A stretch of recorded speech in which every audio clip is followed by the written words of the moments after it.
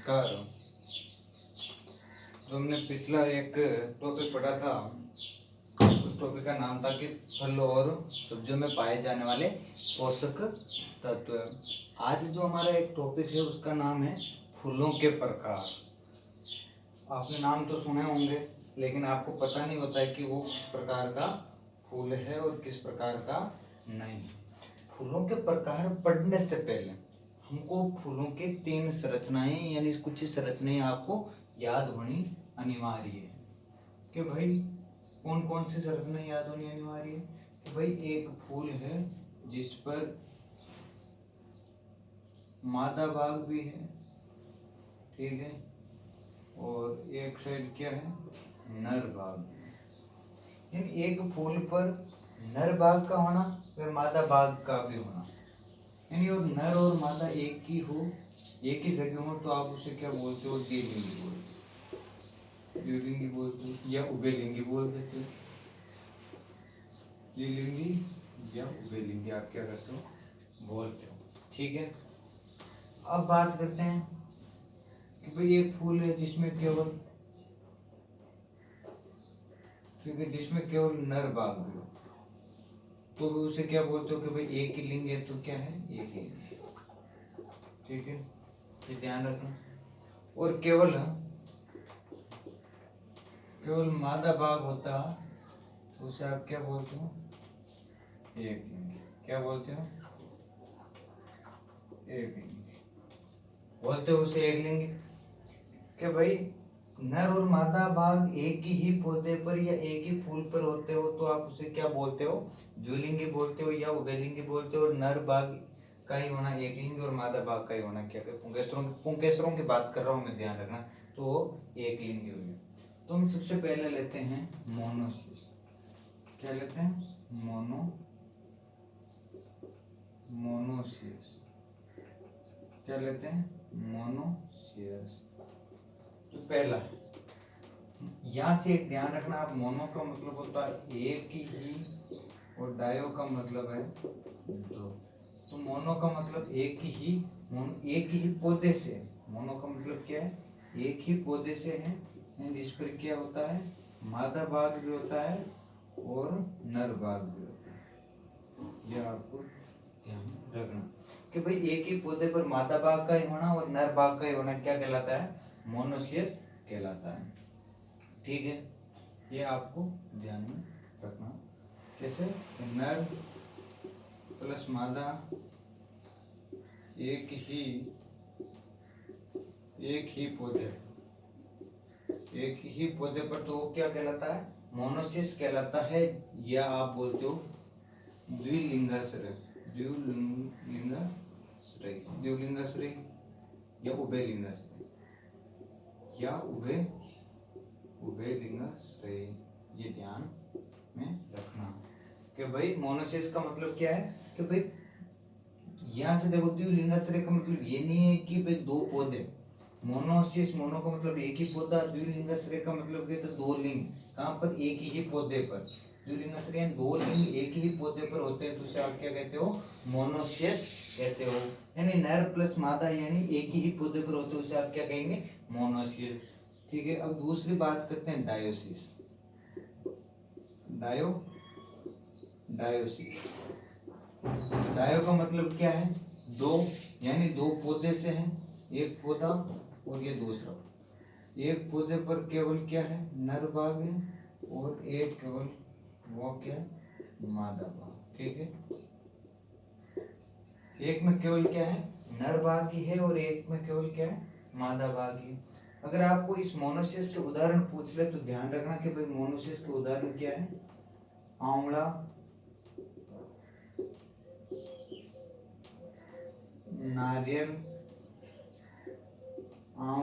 नारियल, और कुकुरबिट्स।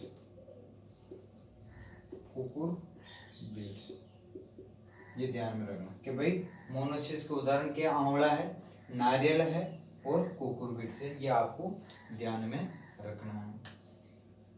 डायोसिस हम पढ़ रहे थे। डायोसिस का मतलब दो पौधे से है और दोनों पौधों पर नर भाग का और मादा भाग क्या क्या, नर भाग और मादा भाग का क्या अलग अलग पाया जाना क्या कहलाता है?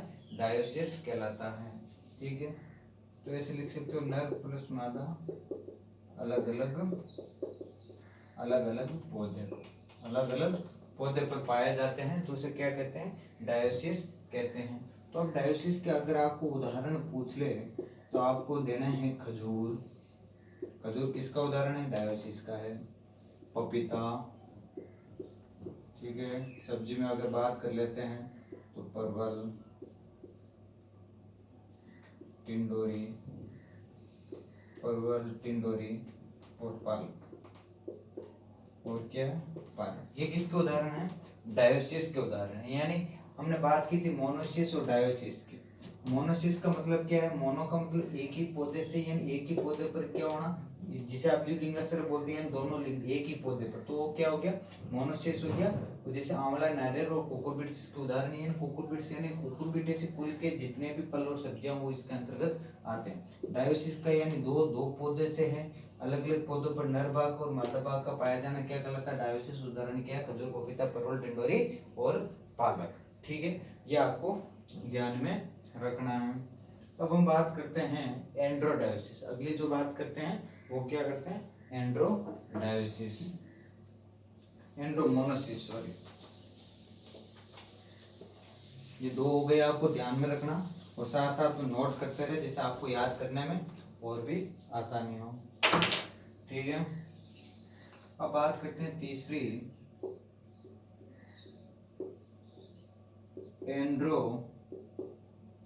एंड्रोमोनोसिस। तीसरे किसकी बात करते हैं, एंड्रोमोनोसिस। और चौथा मैं आपके यहाँ साथ में लिख देता हूँ, वो है गायनोडायोसिस। क्या है, गायनोडायोसिस।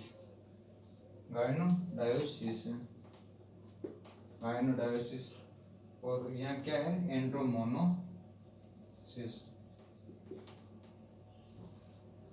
ठीक है, अब देखो, ये पढ़ने से पहले आपको एक चीज ध्यान में रखनी है। वो चीज है आपकी कि भाई एंड्रो का मतलब तो क्या होता है, नर भाग होता है, और गायनो का मतलब क्या होता है, आपका जो होता है वो मादा भाग होता है। कि भाई एंड्रो का मतलब क्या है, नर भाग, और गायनो का मतलब क्या है, मादा भाग।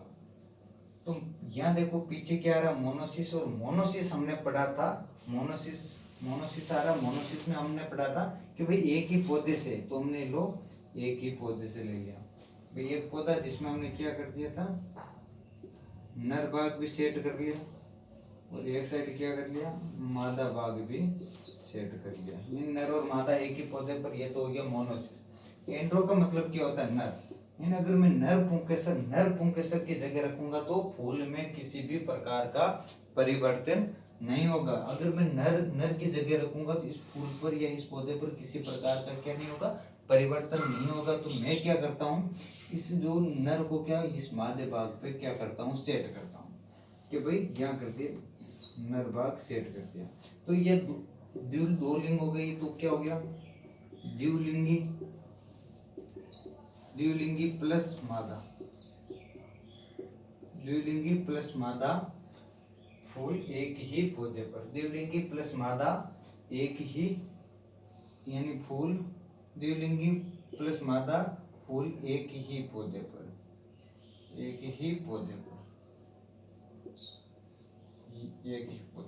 तो वो क्या हो गया, एंड्रोमोनोसिस हो गया। उदाहरण आपको ध्यान में रखना है, आम और खरबूज। ये आम का जो क्वेश्चन है डब्ल्यू में पूछा गया क्वेश्चन है, किसमें, AAO में क्वेश्चन पूछा गया है कि आम का जो फूल का जो प्रकार है निम्न में से कौन सा है, वो एंड्रोमोनोसिस है। तो ऐसे क्वेश्चन बनते हैं, ऐसे पूछ लिया कि भाई नारियल है, वो किस प्रकार के फूल का जो उदाहरण है वो क्या है, मोनोसिस का उदाहरण है। अब बात करते हैं हम गायनोडायोसिस की, किसकी, गायनोडायोसिस। अब देखो, गायनो का मतलब हमने क्या पढ़ा था, मादा होता है। डायोसिस हमने क्या पढ़ा था कि भाई डायोसिस का मतलब दो, यानी डायो का मतलब दो, यानी दो पौधे से। तो डायोसिस का मतलब दो पौधे, तो ये दो पौधे। ठीक है, एक साइड तो हमने क्या पढ़ा, नर भाग लिखते हैं, और एक साइड क्या करते हैं, मादा भाग। यानी नर और मादा दोनों ही भाग जो अलग अलग पौधों पर होंगे तो वो डायोसिस कहलाता है। या गायनो का मतलब है मादा। अगर मैं मादा को इस मादे पे सेट करूंगा, अगर मैं मादा को मादा पे सेट करूंगा तो इस फूल में किसी भी प्रकार का जो है वो परिवर्तन नहीं हो पाएगा। ठीक है, तो मैं मादा को मादा पे सेट तो करने से रहा, तो इस नर भाग पर क्या करते हैं, मादा सेट करते हैं। तो द्विलिंगी, ये दो लिंग हो गए, नर और मादा। तो द्विलिंगी, द्विलिंगी प्लस मादा, द्विलिंगी प्लस मादा। तो ये द्विलिंगी प्लस मादा एक ही द्विलिंगी प्लस मादा फूल एक ही पौधे पर होंगे तो वो क्या कहलाता है, गाइनोडायोसिस कहलाता है। इसका उदाहरण आप ध्यान में रखनी चाहो तो उसका उदाहरण है पपीता। अब ये मत पूछना कि भाई आपने डायोसिस में भी आपने खजूर और पपीता वहां पर भी लिखवाया तो गाइनोडायोसिस भी पपीता का यहाँ भी लिखवा रहे हो। मैं इसलिए लिखवा रहा हूँ कि जो आजकल जो पपीते की जो वेराइटी तैयार हो रही है वो गाइनोडायोसिस की हो रही है। जिसमें क्या होता है, जिसमें नर और मादा दोनों साथ में ही होते हैं, यानी वो द्विलिंगी किस्में तैयार कर रहे हैं। तो इसलिए ये गाइनोडायोसिस भी हो गया और क्या हो गया, वो डायोसिस भी हो गया।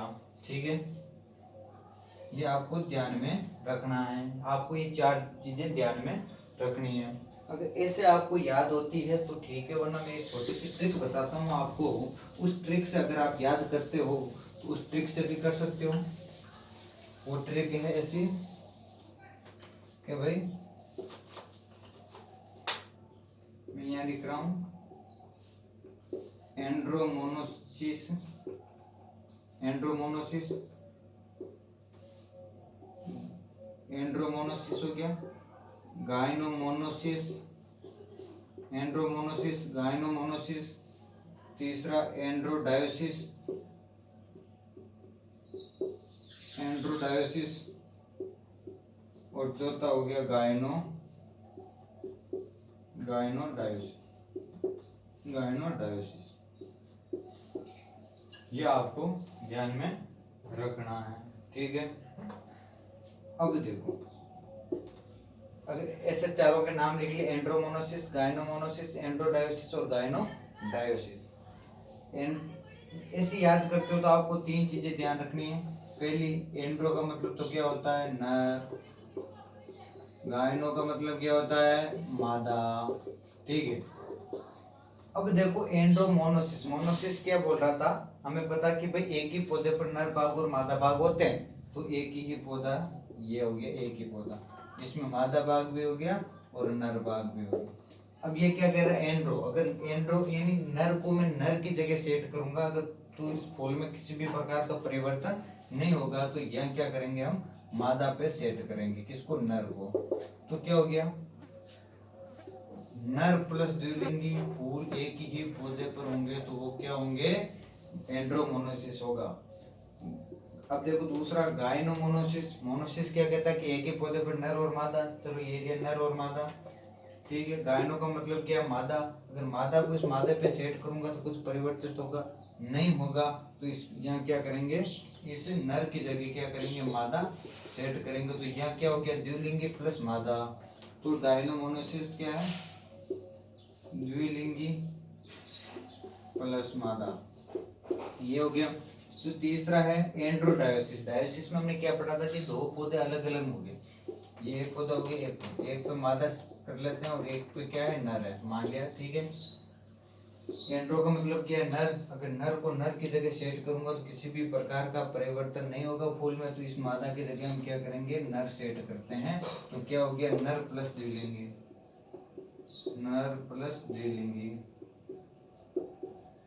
अब गाइनोडायोसिस यानी डायोसिस आ रहे हैं दो पौधे से हैं, दो पौधे हो गए जिसमें क्या है, नर और मादा भाग दोनों ही अलग अलग है। गायनो का मतलब होता है मादा। अगर मैं मादा को मादा पे सेट करूंगा तो किसी भी प्रकार का परिवर्तन नहीं होगा फूल में। तो इस नर की जगह में क्या करता हूँ, मादा सेट करता हूँ। ये द्विलिंगी हो गया प्लस मादा,